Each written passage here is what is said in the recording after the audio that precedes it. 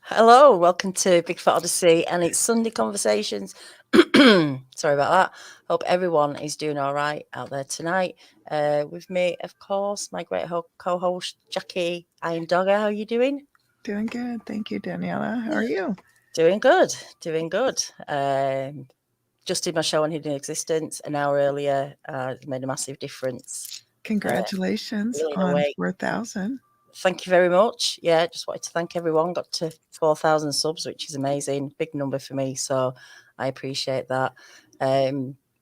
Just to announce, tomorrow night on Hidden Existence, going to be going live with Kerry down in Florida. He's going down to Dolly Miller's to do a bit of an investigation and documentary there. So we'll be catching up with him, 7 p.m. Central, him and Mark and Bradley, I think. And just seeing how they're doing, what the plan is, and just how they start these investigations will be interesting to get into that with them. So that's tomorrow night, 7 p.m. Central, and then I think Kerry's going to go live on Bigfoot Odyssey later on, probably like 9 o'clock, 10 o'clock. I'm sure he'll let me know, and I'll set up the show so you'll all be notified when it happens. So tonight, I thought we'd read a couple of like my not so much favourite encounters, but more interesting encounters that I've come across that I've read because we've been going over some old history of Yeah. Bigfoot. And next week, we're going to get into the history a little bit more. I've got to do a bit more research. I've got to thank Blake for writing to me and helping me put this stuff together. He's the real guy who's doing all the research. So I can't take any credit for it, but I really do appreciate him reaching out so we can share it. And he's very sort of methodical and really wants to get to facts because there is a lot of misinformation that's put out there. We tend to just add things to stories or our ideas, and they kind of then become maybe a truth to somebody else who's listening, who's a bit more naive in the subject. It's not an easy subject to Navigate. approach Yeah. because we can't back it up with anything official for a start, which makes it even more difficult. So we have to go along with what we've got. It is just what it is at the moment. But Blake and other guys as well are really looking into the history and trying to find some connections. Who knows? But next Sunday, it's going to be a great show because there's going to be lots to talk about. Maybe stuff you haven't heard about before, because I certainly haven't heard about all these things. But anyway, let's get into this. Is one I found and sent to Kerry a couple of years ago. Ooh. And I just sent it him in an email and put, wow, because it is an incredible story. Quality story, it's somebody's account. I'll read it out and Okay. we'll see what you think. All right. Okay, so this was in Anderson County, Texas, a place called Palestine. And this was on August the 5th, 2001 at 3:13 in the morning on Highway 287, which is 31 miles west of Palestine. I'm not sure how it's pronounced, in Texas. I was traveling westbound at 65 miles per hour when I saw what looked like a bear cub or a very large dog sitting in the middle of the road. I slowed down to 15 miles per hour. I hit my high beams and stopped about 20 yards away from the animal. I put on my four-way flashers, turned on my interior spotlight. As I looked up, I saw a huge bipedal creature that I would call Bigfoot. It walked from the soft shoulder of the road to the animal in the road. As I'm pretty sure he was a male, walked in front of my tractor, he shielded his eyes, not seemingly out of shyness, but more as an effort to protect his eyes from the bright light. I reduced my headlights to low beam, but decided not to turn them off as I was in the middle of the highway, and I was doing my best to protect them by blocking the road with my tractor trailer. The big male went over to what I realized was a toddler. He grabbed its shoulder and attempted to grab the little one's arms. The little one scooted away like a child trying to get away from a parent that wants the child to go somewhere and the child doesn't want to go. The little one had greater agility than the big male. The little one squirmed and scrambled and scooted further up the road from where they were. Then something caught my eye and ear directly next to my driver's window. I casually looked over, and within 2 feet of my face was a female. No doubt a female, and she had nursing breasts. Her eyes were almost even with my eye level.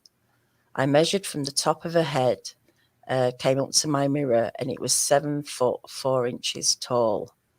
The male was at least 1 foot taller than her, plus some. She had a gamey smell but didn't stink. Immediately upon seeing her, I smiled with all the teeth I have. From the interior spotlight, which was pointed downwards towards my lap, I'm sure she was able to see me clearly. I certainly saw her clearly, so clearly I could smell and feel her breath. I particularly noticed the volume of air that she breathed. Not out of breath or even heavily breathing, just a large volume of air with each breath. I again smiled at her and asked, "Is the baby okay?" She slowly smiled back to me. I noticed a dental anomaly. Either she had a double row of teeth or the crowns of her teeth were split on the top center to give the impression of 2 rows of teeth. She then reached into the tractor and stroked my beard. And my beard is mid-chest length and multicolored. It was then I realized the large male's head was identical to mine, although his beard was shorter. The female had thin facial hair on her chin. The rest of his fur was dark brown with traces of grey and white on his shoulders, back and chest. She was a mixture of brown and reddish brown hair or fur, mostly reddish brown. As she took her hand off my beard, I took her hand out of my tractor and I extended my hand out to her. She sandwiched my hand between her two hands.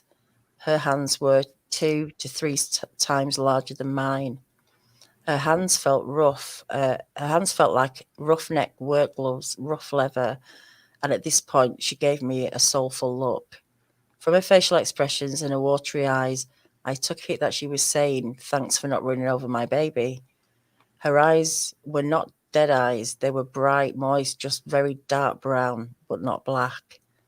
The large male had the child under his arm like a sack of potatoes. He never looked directly at me as I watched him walk back into the tree line. I noticed at least 3 more, I suspect even more, at the tree line. They ranged from the height of the female to slightly shorter, but none came close to the size of the male. I believe any use of deadly force would have been borderline homicide, no doubt in my mind. 21 years of investigating experience teaches you to observe, remember as much as you can, and immediately write it down. That's what I have done. The encounter ended at 3:17. I have thought of 10 million things that I coulda, woulda, shoulda done if given the opportunity again. I know, however, this was a once-in-a-lifetime event.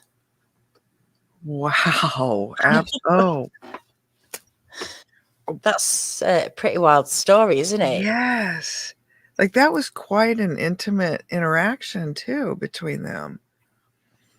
I mean, she stroked his beard. Yeah. And then they held, like, it's almost like they held hands, for a moment and shared that moment of thanks and gratitude. Yeah. I mean, they must have. So, I mean, I wonder if any people say, don't they, they've run them over. I mean, we don't actually know. But I wonder how many they see getting hit even or coming close to being hit. It wasn't like they were out on the road. It was the little one had run out. I mean, they do step out, don't they? But they never seem... They know cars are coming. They must do. Yeah, but it makes you really think, because he's in a tractor, so they're obviously somewhat far removed from, a city. I'm assuming. I guess that's an assumption. Tractor trailer. I'm guessing that's a truck. Oh, okay. Okay, not a tractor. Okay. Yeah, they call those. I mean, over here we call the front unit a tractor. Yeah. Yeah. sometimes. Just Tractor trailer here too. Yeah. for the big trucks. So yeah, she kind of was thankful, Yeah. wasn't she? It seemed to be. Yeah. Um And I find it almost amusing that the little one was acting like a toddler, like I've dealt with plenty of kids, spending my time in the daycare. When they don't want to go somewhere, they are quite obstinate. And that is exactly what he was explaining there, was what was going on. And makes you wonder if there was some communication that was taking place, because he's not going to hear, obviously, in his vehicle pulling up, but maybe they were yelling at it, like, get out of the road, in whatever form they yeah, have. And it was just like, it's interesting, isn't it? And how we thought there was more in the area as well. So, yes. do they travel together? It's, more often people just see one. I mean, I have heard a few accounts where people have seen two or more. But it's generally just one thing that steps out to people or is in sight.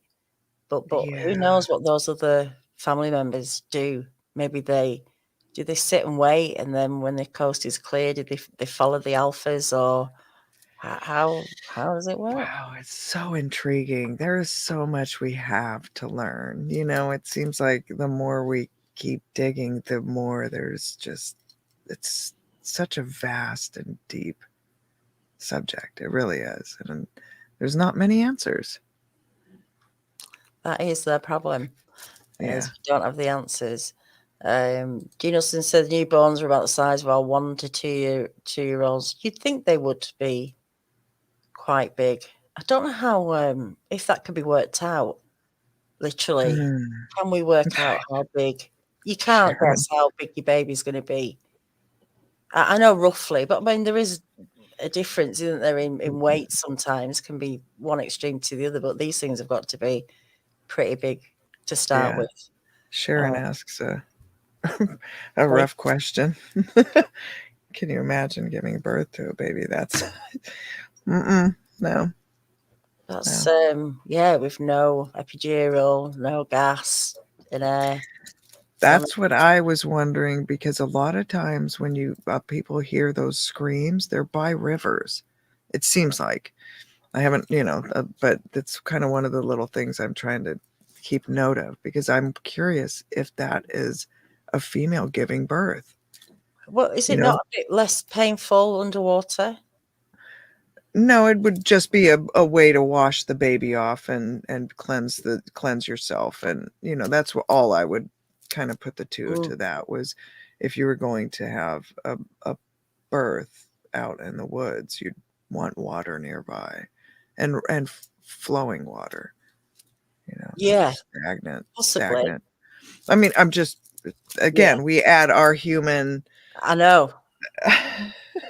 And you think about it though, but actually they don't need the water, or they might not. My dog just cleaned all her pups. You're right, just like a moose and every other animal. But right? I mean, they are a bit more more maybe intelligent. Water births supposed to be less traumatic for the baby. Maybe they have them. Maybe they know that. Maybe they've done it. Maybe they've given birth underwater, or yeah, I've had a sister-in-law that did that with her children. So I don't know. It's interesting though. Like my experience hearing that scream was on a body of water. So, and then we hear about hang on, sorry. What was gonna completely lost track because Kerry just messaged me. Oh, you got thinking something, and then okay. The principal's calling. Yeah, we must be in trouble. I think we're in trouble. I'm in trouble. What have we done? The cheese freak asks. I know. You never know. I mean, it's been exciting, so you never know. Dog and water bird's not supposed to be easy. I think they'd be less painful. Everything underwater, you can cut yourself underwater, not even feel it till you come out. So maybe there's something, and also the positioning, maybe a bit more. I mean, I don't know personally, but I would imagine gives your lower lumbar a little bit more ease Support to, or yeah, ease or yeah. Papa says been seen babies being born, but he doesn't know. What about the pain? I guess it's different for everybody. Yeah, yeah, definitely. Dean Hartman says, "I heard they wash baby in the river, so it makes sense." It's possible. I mean, I don't know. I don't know. Yeah, It's all good ideas and possibilities. it's Uh, all still guessing. yeah, and if they are a little bit more intelligent, a little bit more maybe civilized, I don't know, maybe they would do that. Hmm. Would have more, of a sort of incentive to do that. See what else we've got. Did Kerry get that? Yeah, he's got it. He's got it. Okay. Yeah, I Hi, think June that. Blake. Juveniles can be 5 foot or less, and more times than not, move on all fours. Quite a few describe juveniles as baboon or monkey-like, but mistake them for dogs on all fours. Yeah, a guy I know who actually told me the story. A guy told him that he was out on his AV and he saw what he thought was a dog running through like reeds or tall grass, and it was actually a Bigfoot, and it jumped up onto 2 legs and ran up a hill to be met by another larger Sasquatch. And also Claire's story, 515 Sasquatch Chronicles. I think everybody knows that one. If you've listened to Sasquatch Chronicles, she thought it was there was a troop of them came on. She describes it as a troop of them, thought it was cats coming in until they kind of popped their heads up and their bodies up. But her first impression is that they were like a family of cats. So, Interesting. yeah, here we go. How you doing, Lynn? Hey y'all, Gary, can you hear How are how's me? it you? going? Yep. I'm good. Good. Uh, Oh, he's all packed up. no, All not, right. but I'm getting there. You getting there? Oh yeah. Oh, you got to see. What's in the cooler? Got your sausages and your Oh, geez. Uh, yeah, packed up. I know for two, Nice. don't want to be out there and miss something, but yeah, nerves are up. Windows. I was at the bar and I was fixing something and my hands were shaking really bad. She said, "What are you shaking so bad for?" I said, "I don't know. I guess I'm getting ready to go camp out with a bunch of Sasquatch and possibly a dog man." So, It's all the thinking, the thinking and the anticipation, and oh, for sure. can't help it, I'll help it. Absolutely not. Y'all Yeah. want to? I'll show y'all where I hear the wood knocks. If I can turn this around, I don't know if I can. Yeah, you should be able to. Oh, I can turn it off. In the settings, I think in the settings you can, it'll ask you which camera, forward facing or. Oh, there it is. There we Okay. All right. It's back the other side of this back there. go. Mm-hmm. Beautiful landscaping. That's where I go. That's where I did my little conditioning, was back in there, but that's thousands of acres back there. Mm-hmm. See my dogs. Yeah, there they are. That's Chaucer. Protection, security. Yeah, don't go in there. Mm. They'll lick you to death. They're so cute. But So- hey, thanks. Sorry, you broken up a little bit. I just said thanks for having me on the show. Oh, you're welcome. Anytime. Anytime. What time are you setting off? I'll probably leave around 2 a.m.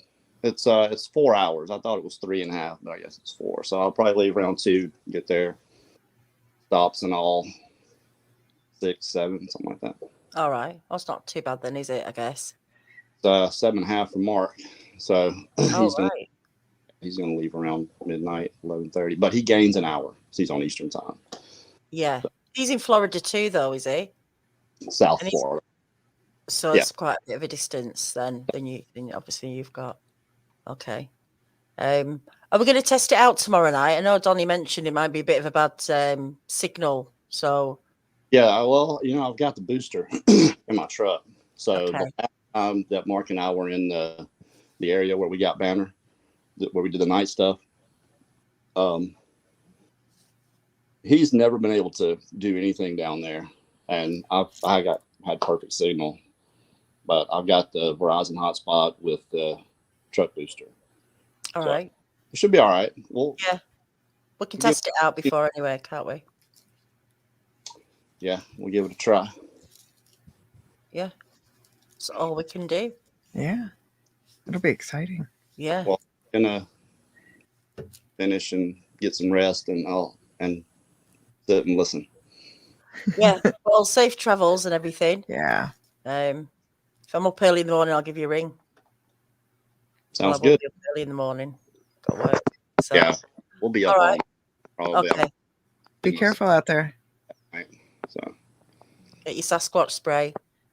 Just Yeah. in case. Keep that handy. the .45 caliber. That's my Sasquatch. That'll probably work. All right, then. You take care. Probably more for me than it is for them. Definitely. I've seen a big one down there. The only one he saw, he said, was man size, probably 6 feet tall. And there was another smaller one there. I mean, that's not to say that they aren't there. But we know those are there. Mm. So, I mean, when yeah. you say man size, 6 foot, I mean, that's still big, and they probably big. have strength beyond Yeah. your average man. I'm not going to shoot a Sasquatch. I'm just letting you guys know. I know. Yeah. Oh, we know. Yeah. We know. You know. Literally, you would only do that if you felt Can- threatened or anything. But And then it's just going to have to be in an aggressive way even after that. So Yeah. It's like the absolute last thing. Yeah. Yeah. probably the bullet would probably be for me.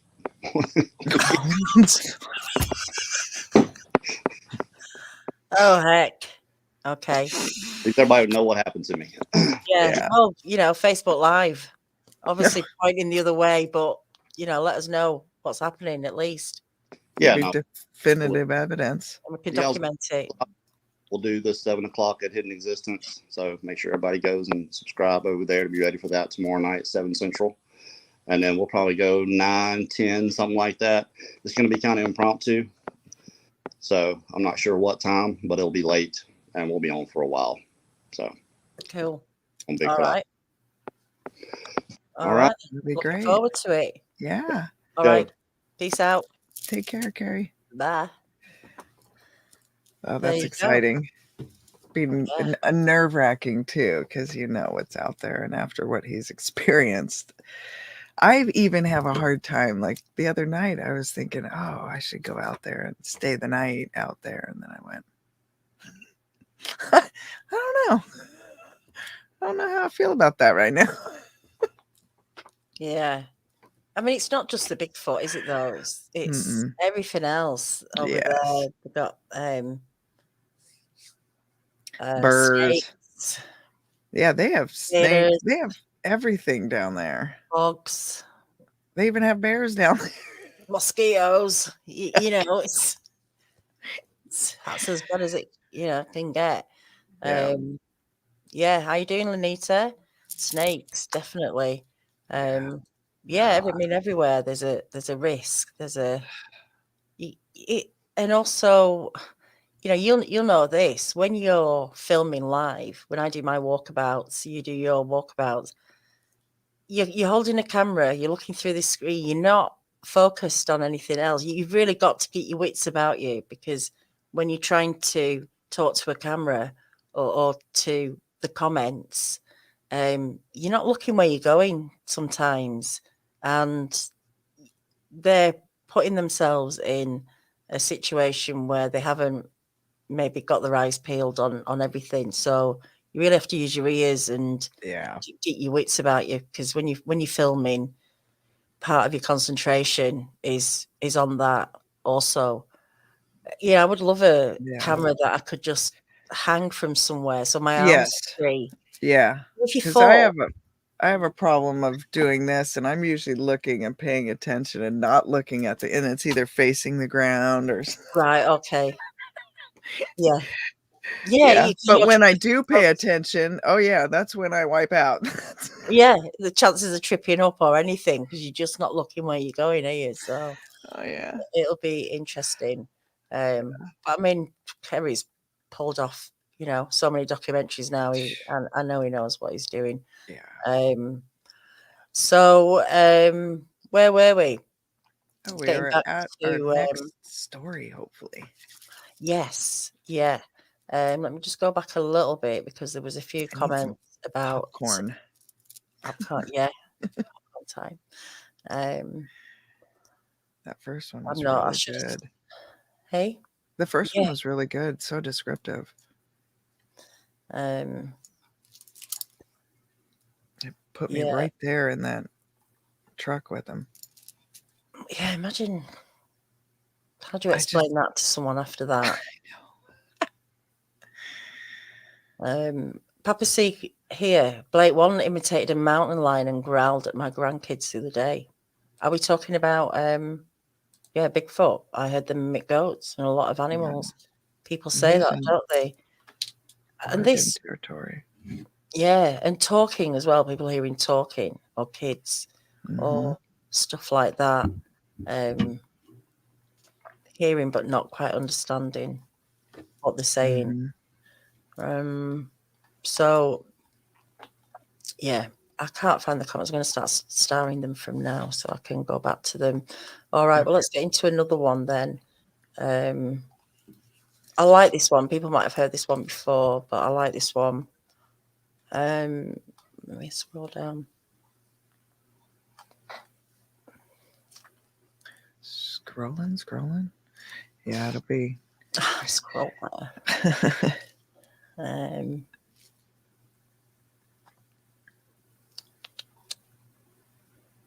I think it's this one. Oh, sorry, I was a little bit more organized, but I've got it here now. This is in Yakult, not sure, near Washington. Okay. Vancouver, northeast. Yakult lies 21 miles northeast of Vancouver. So this report was from mid-June 1989, around 8:30 p.m. Clear sky, sunshine, pleasant temperatures,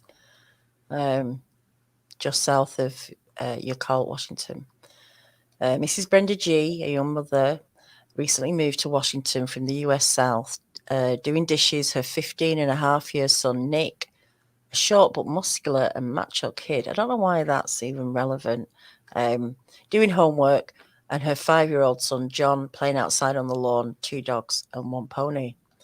The father worked away from home at the time of the event. The area contained a 2-story home on a country road surrounded by minimal lawns bordered by deep, steeply rising forest across the road to the west.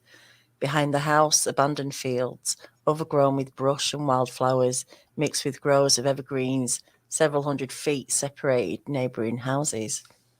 Brenda was washing the dinner dishes, looking out over her backyard, past the horse corral with its pony and off into the distance, notices that suddenly the horse became unruly. She calls to Nick, "Nick, there's some kids out there trying to tease the horse," and steps out the kitchen back door with a BB gun in her hand for good measure. Nick races out past her and some distance down the overgreen meadow along the stand of trees, where he comes abruptly face to face with a sasquatch standing on the footpath. Nick comes to such a screeching halt that he slides on the moist vegetation and sits down on the ground. For reassurance, he throws a backward look to his mother, who, however, had returned to the house. When he looked back at the Sasquatch, it was already walking with long strides across the brush and wildflower-covered meadow, lifting up his feet more than people do. As Nick scrambles to get up, a branch snaps and the Sasquatch turns to look at him with big eyes. Nick runs back to the house, tearing the screen door off its hinges in the process, to tell his mother about the creature and to change into boots from his slippery loafers. He then charges back out, taking a large army bayonet from over the fireplace for protection, with Brenda close behind him.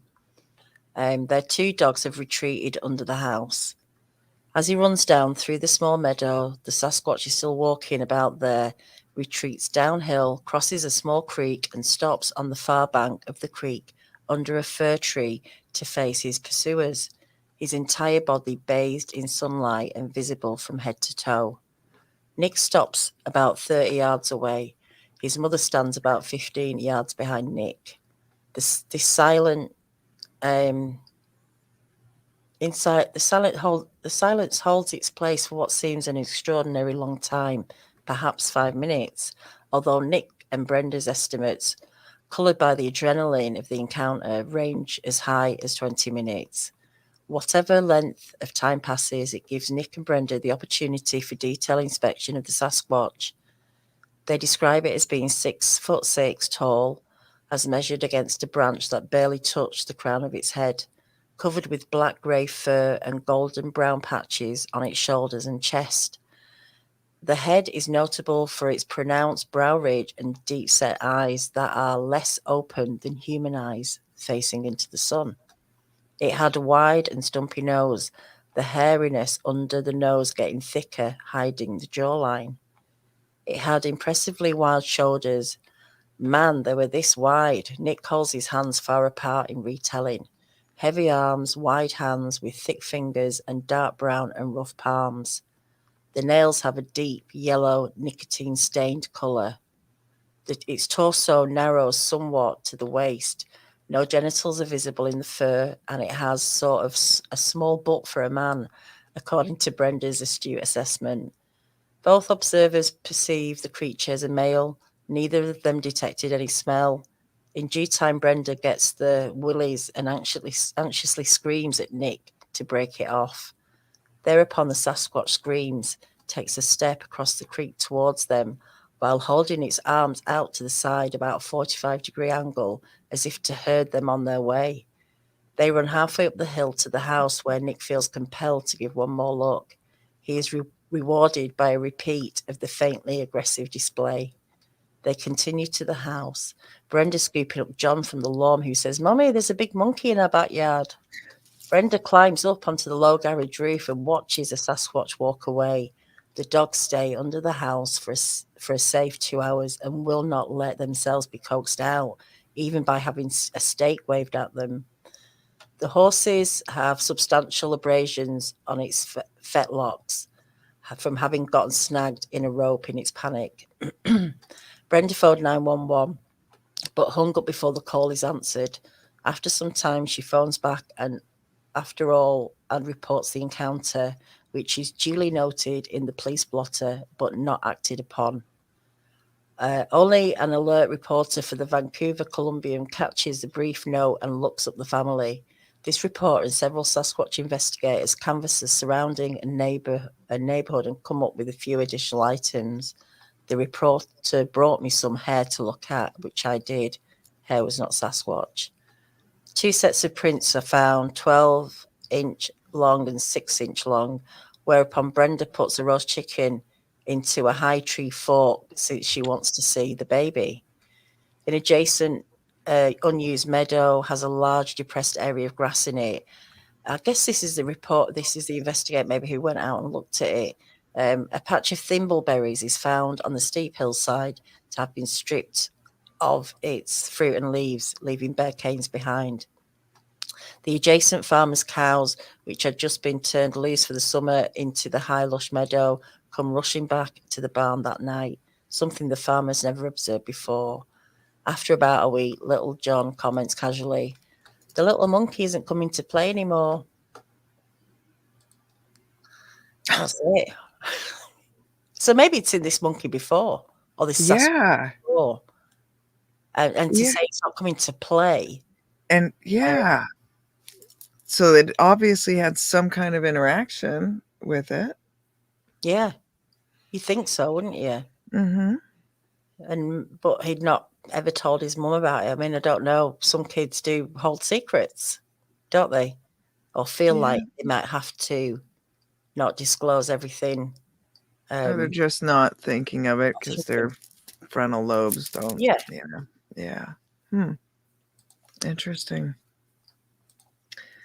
That is quite another encounter where he had obvious, clear view of it. Like the way that he described the fingernails. We had a lady on. I'm going to try and think of her name because it has gone out of my mind. But she was pregnant at the time.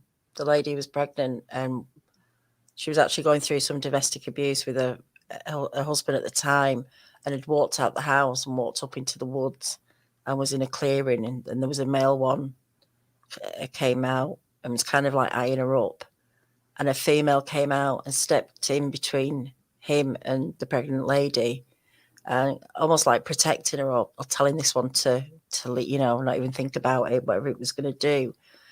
But we talked after the show, and she started to remember a little bit more detail. Or, sometimes an hour isn't enough, or start thinking of more questions later on. And if you've got a chance to talk to these people later, it's great. But she described, she says, like when older folk get really hard and kind of toenails, they kind of go a bit thick, don't they? Yeah, they can do.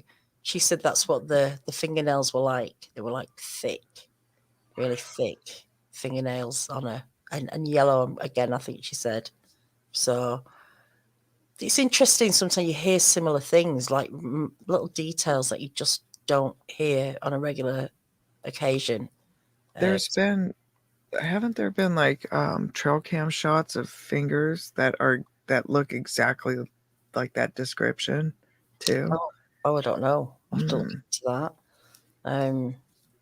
Yeah, you'd think if anything was going to be on a trail cam, there'd be the hands going to it, wouldn't they? Or looking at it.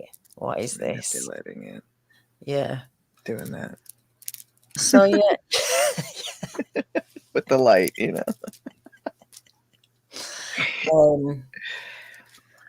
Teddy, maybe you haven't renewed it. Sometimes it doesn't renew automatically. Like you just have to check it. So I think that would be the only reason why it has happened before to people. So thank you for your membership, everyone. Yeah, and thank you everybody who supports the channel. We really do appreciate it, and without it, we won't really be able to do what we do. Well, we do it, but it would be much harder to do. But it definitely helps out. And these trips that Kerry do all costs a little bit. Everything we do always costs a little bit. But it's for a good cause. It's even if all we can do is spread awareness, and that's the one thing we can do. We can do is spread awareness of this thing, and hopefully, help someone who might be having or about to have an experience to have heads up, or to be aware, or keep your eyes open. Especially if they're taking children into some of these areas, and just letting them wander off, and play in the, on sometimes, you trust your kid will be in the area, and let them. Katie G was out with family and just stepped aside behind a tree, had to use the loo, That's right. And stands up and there's one staring at her.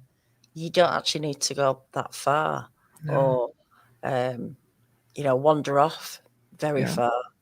They can just be there.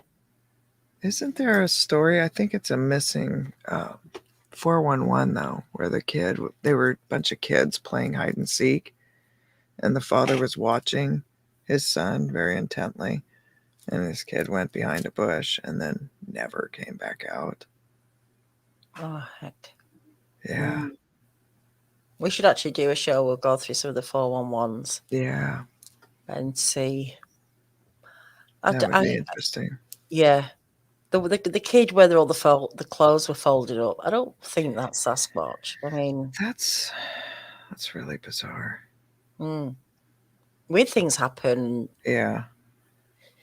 Some weird people out there as well, out in the woods, and who's not to say the kid didn't fold its clothes either? I mean, I don't know. No, dear. Mm-mm. It's quite possible. Mhm.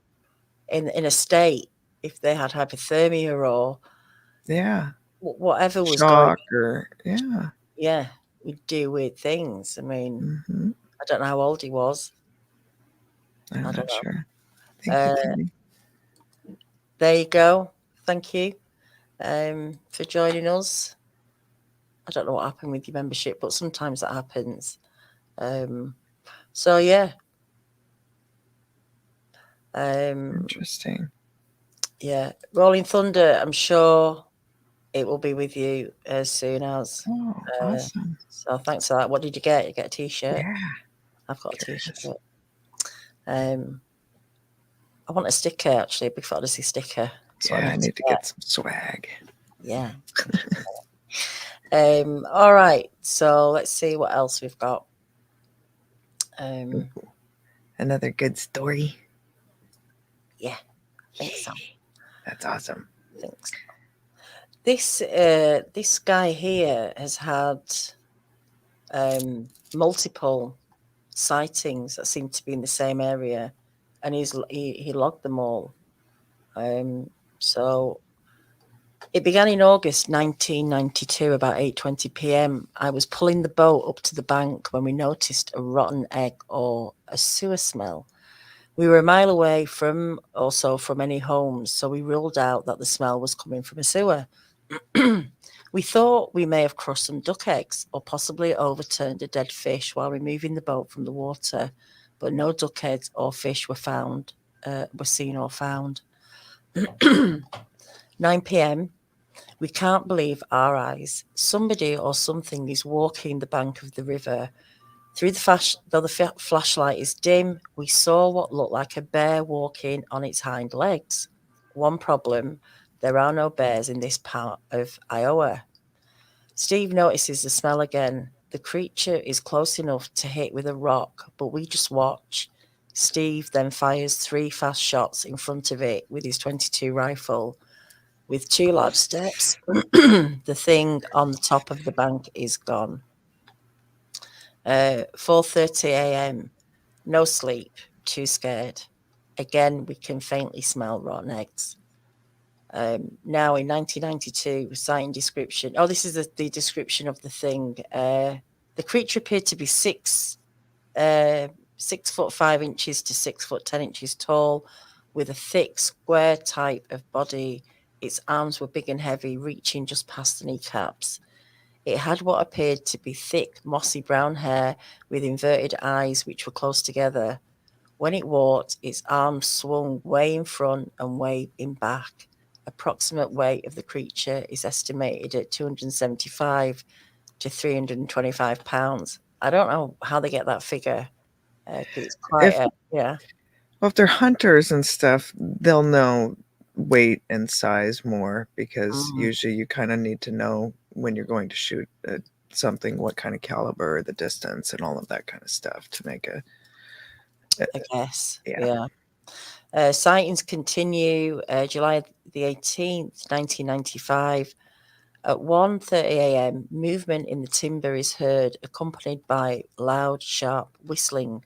After 10 to 15 seconds of silence, an ungodly sound was made, like that of a screaming woman. The 2 of us each turned on one of our million candle power spotlights, and we see a creature or a man walking onto a sandbar. While doing so, it turns towards us, moving its whole upper half of the body while walking.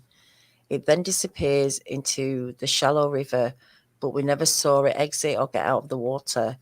We think it may have gone under the water and swam below the surface and exiting at the same point where our lights were not shining. Its eyes appeared to be closed. Its height seemed to be 6'9" to 7 foot tall, and its weight somewhere between 350 and 400 pounds. On July the 19th at 6 a.m., a thunderstorm has erupted and looks like whatever trace we saw last night is now all gone, but an odd large bare footprint with what looks like a bump or a growth mark on the outer part of the print is seen. The right footprint also, we think, is 38 inches from the left print. We measured the prints at 13.5 length and 6.25 inch wide at the toes, 4.25 wide at the heel. All measurements are approximate. October 1996. My wife and I are collecting firewood for a cold night ahead of us. We are deep in the woods, approximately 500 yards from camp. As we sit on a fallen log, my wife picks up a good-sized stick and starts striking the log just to break the silence. We hear a crack close by, assuming that a tree fell or a branch broke, which is a common occurrence in this area. However, about 30 seconds later, we hear a tapping sound which seems to be mimicking my wife's tapping.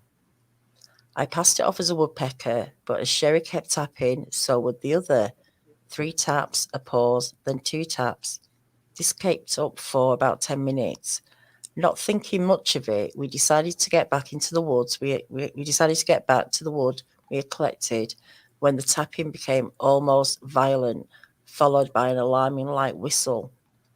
I was armed with an 1860.44 caliber black powder revolver, which I drew and started in the direction of the racket approximately 50 yards away.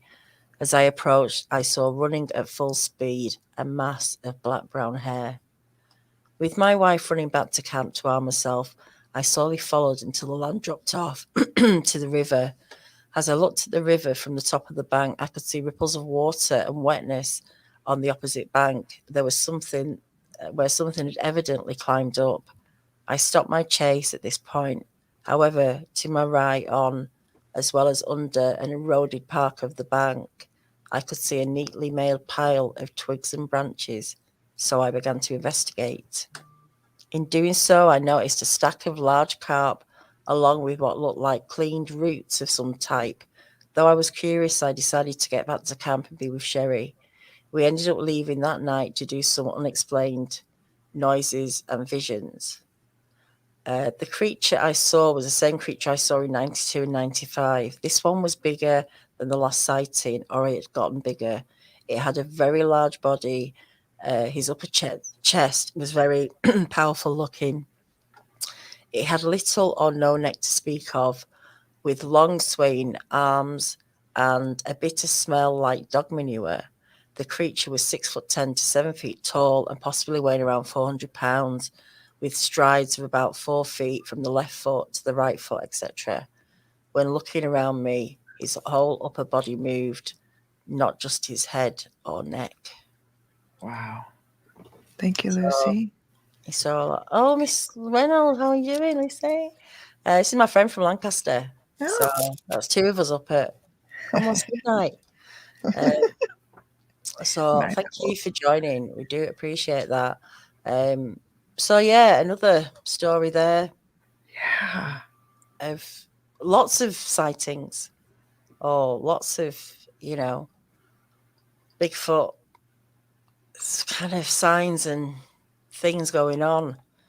And Whether it was the same one, I don't know.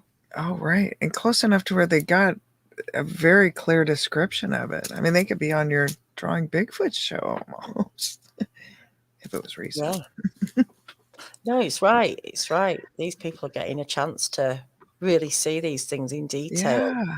Or have the moments where they can just look, but you can take so much even in a few seconds, can't you? It's just thinking back, isn't it? We'd be actually taking more information than we think we do, I think. Especially in shot, you can focus just on one thing, or time stands still, doesn't it, I guess? Yeah, it does. So, because there's a lot of times where things like that happen, and it seems like even though it's like seconds, it almost stretches out. Time just hangs. so there is no time, is there? I mean, it's just a weird thing. We've got a clock and it ticks away and blah blah blah. But these moments, time goes out the window. Yes. Doesn't it? You're in your own kind of reality where time isn't relevant in a way. It's almost like it's a different dimensional type of experience, because we're in the time space dimension, but when it hangs like that, you're kind of, where are you? In a bubble. Definitely. Jean, Daniela, when things settle down for you, will you be doing, I'm guessing you mean the hub. Yeah, I definitely can give hugs as well, virtual hugs. But yeah, I'll be doing the hub, encounter hub. I'm going to try and do it this week, come in. Oh, I'll make an announcement on Hidden Existence and on Bigfoot Odyssey. Could be Thursday night, maybe. We'll see. If not, one night this week. awesome. And we'll run it for a couple of hours or so. For anybody who doesn't know, the Encounter Hub is a place to come to share your encounters. It's not on YouTube. It's not streamed. Nobody else gets to hear what goes on inside the Encounter Hub. It's just a few of us there to discuss and share information, and a safe space, really, Yes. where you don't have to worry about anybody laughing or ridiculing you. And your encounter can be anything. It doesn't just have to be Sasquatch, anything weird, questionable. And you want to share it, come to the Encounter Hub, because Jack will be there. All Our right. regular. Another lady, I guess, will be there. Usually is there. She's not in tonight. But it's really good to talk, and you probably, the thought of it probably doesn't feel very comforting, or that you want to do it, but you won't believe how much weight can come off your shoulders by just talking about an issue. I don't know if I said that the right way. No, I'm sorry. Blues and G music. Oh yeah. Yeah, it's a good place to share your encounter if you want to. Come and meet us at the Encounter Hub. Yes. Jackie might even be there. Yay. So Yeah. Cool. All right, guys. Well, we're almost at the end. Maybe I can fit another quick story in if I've got another one. I hope so. Maybe I haven't. Let me see. I thought I got. I think so. I don't know if you can hear that plane flying over. I can't. No. Okay. Good. Can you hear it? Yeah, it's pretty loud. Hopefully, it's not one of my friends buzzing me.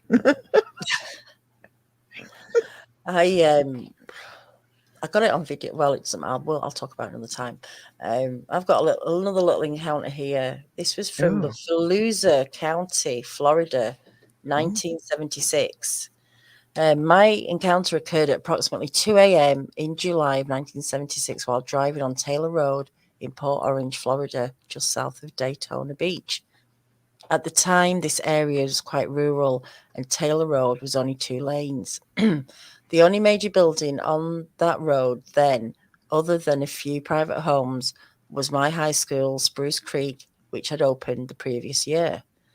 Today, I believe Taylor Road is a 6-lane roadway and quite congested, and the area is far from rural anymore.